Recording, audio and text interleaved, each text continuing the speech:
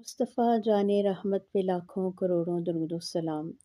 बिस्मिल्लाहिर्रहमानिर्रहीम। अस्सलामु अलैकुम व रहमतुल्लाहि व बरकातुहू। अल्लाह ताला हम सब के दिलों को हमेशा कुरान के नूर, ज़िक्र की मिठास और दरूद के फ़ैज़ान से भरे रखे। आमीन। और हमारे कदमों को इस्तकामत दे और हम सब के घरों को ईमान और मोहब्बत की जन्नत बना दे। आमीन या रब्बुल आलमीन। आइए आज हम सूरह बकरा की आयत नंबर 67 के रूहानी सबक की तरफ बढ़ते हैं।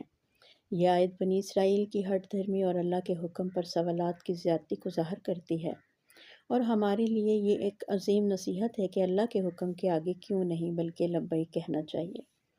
तर्जमा। और जब मूसा ने अपनी कौम से कहा, अल्लाह तुम्हें हुक्म देता है कि एक गाय ज़िबा करो, उन्होंने कहा, क्या आप हमसे मजाक करते हैं? मूसा ने फरमाया, मैं अल्लाह की पनाह लेता हूँ कि जाहलों में से हो जाऊँ।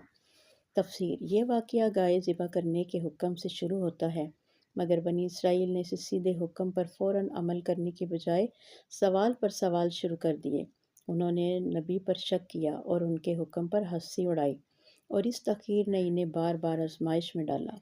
यह आयत हमें सिखाती है कि अल्लाह के हुक्म में मजाक या तख़ीर नहीं, तामील ज़रूरी है। नबी का फरमान अल्लाह के हुक्म की निशानी होता है।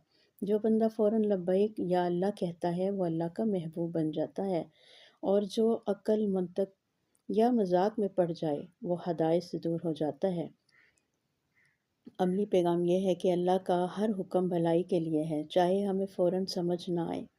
अतात में बरकत है, बहस में महरूमी। देर से मानना भी नाफरमानी है। जब अल्लाह या इसके रसूल सल्लल्लाहु अलैहि वसल्लम का हुक्म मिले, दिल से कहो, हमने सुना और हमने माना।